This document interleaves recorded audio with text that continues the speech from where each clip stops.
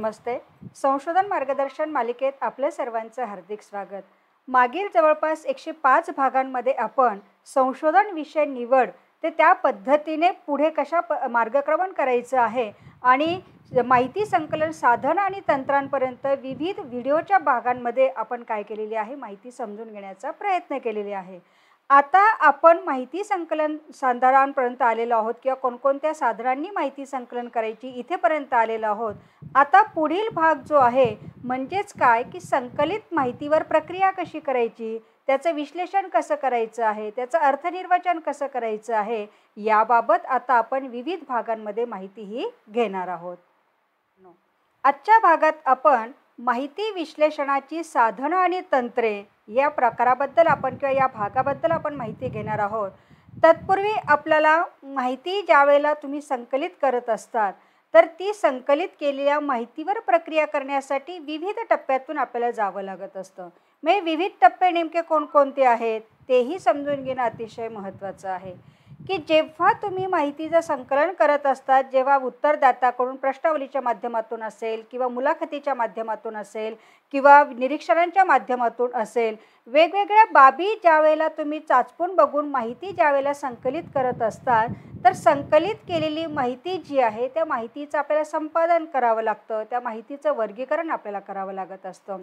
कारण त्याशिवाय आपण पुढील टप्पा जो आहे नेमकं काय करायचं आहे, कारण माहिती तर जमा झालेली आहे परंतु या माहितीचं पुढे करायचं काय हा एक मोठा प्रश्न असतो. आणि म्हणून आपल्याला मिळालेली माहिती जी आहे ती अस्ताव्यस्त असते, वेगवेगळ्या स्वरूपात असते आणि म्हणून तिचं एकत्रीकरण करणं किंवा तिचं व्यवस्थित संपादन करणं आणि त्यानुसार माहितीचं वर्गीकरण करणं अतिशय महत्त्वाचं असतं. त्यानंतरचा टप्पा येतो आपला माहितीचं सांकेतीकरण, म्हणजे आपल्याला कोडिफिकेशन सुद्धा करावं लागतं. कारण माहिती ही विविध स्वरूपामध्ये उपलब्ध असते. कारण जी प्रश्नावली तुम्ही तयार केलेली असेल किंवा जी मुलाखत सूची तुम्ही तयार केलेली असेल तर त्या अनुषंगाने विविध घटकांवर किंवा विविध पैलूंवर आधारित माहिती जी आहे ती तुमच्यापर्यंत पोहोचते आहे. मग हे सगळे माहिती जी आहे त्याचं एकत्रित विश्लेषण करता येणं तर शक्य नाही आहे. म्हणून आपल्याला काही सांकेतीकरण, काही कोडिंग वगैरे आपल्याला करावं लागतं. एकदा का तुम्हाला कोडिंग देता आलं की मग आपल्याला पुढचं काम जे आहे ते सुटसुटीत करता येत असतं.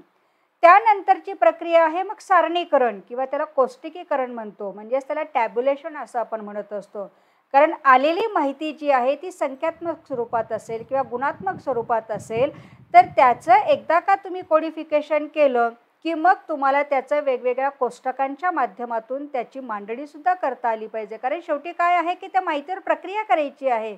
मग प्रक्रिया करत असताना आपल्याला ह्या वेगवेगळ्या टप्प्यातून काय करावं लागणार आहे, जावं लागणार आहे. तुमच्या माहितीचं कोष्टकीकरण व्यवस्थितशीर झालं की मग माहितीला आपल्याला विश्लेषण करावं लागतं की ही माहिती कशा स्वरूपात आहे, ती अशी का प्राप्त झालेली आहे. मग त्या अनुषंगाने तिचं विश्लेषण करावं लागतं आणि ते विश्लेषण म्हणजे काय की दोन पद्धतीचं असतं. एक आपल्याला वर्णनात्मक स्वरूपाचं विश्लेषण करावं लागतं आणि दुसरं जे आहे ते अनुमानात्मक स्वरूपाचं विश्लेषण आपल्याला करावं लागतं. असे हे वेगवेगळे टप्पे जे आहेत हे माहिती विश्लेषण प्रक्रियेमध्ये येत असतात. आता तुम्हाला असं वाटेल की माहिती संकलन केलं, एवढे टप्पे पार केले की लगेच आपलं विश्लेषण होतं, अन्वयार्थ होतो, असं होतं आहे का, तर नाही. मग आपल्याला या एक एक टप्प्याबद्दलची जी काही माहिती जी आहे ती आपल्याला काय करावी लागेल, जाणून घ्यावी लागेल किंवा समजून घ्यावी लागणार आहे. म्हणजे माहितीचं विश्लेषण केलं की मग अन्वयार्थ आणि मग त्याच्यानंतर तुम्हाला काय करायचं असतो, निष्कर्ष हा काढायचा असतो. तर मित्रांनो, अशा पद्धतीने आपल्याला मिळालेली माहिती जी आहे म्हणजे संशोधनाच्या दृष्टिकोनातून जी संकलित माहिती जी आहे त्या माहितीवर प्रक्रिया करण्यासाठी हे वेगवेगळे टप्पे समजून घेतले की मग ऑटोमॅटिकली आपल्याला पुढची प्रक्रिया करणं हे सोयीचं होतं. अशा रीतीने मित्रांनो, आता आपण माहितीची विश्लेषण करण्यासाठी वेगवेगळे ज्या काही प्रक्रिया आपल्याला कराव्या लागतात त्या प्रक्रियेचे टप्पे आपण समजून घेतले आहेत.